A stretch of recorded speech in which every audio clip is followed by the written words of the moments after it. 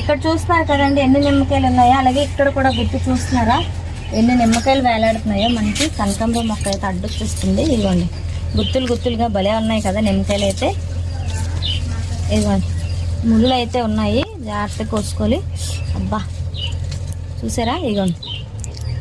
So ఇప్పుడు ఇవన్నీ కూడా మనం హార్వెస్ట్ చేసేసుకుందాం. ఓకే, అయితే ముందుగా ఈ గుత్తు పలంగా నేను కోసిస్తున్నాను. ఇవన్నీ కొంచెం పెద్దవి అయిపోయినాయి.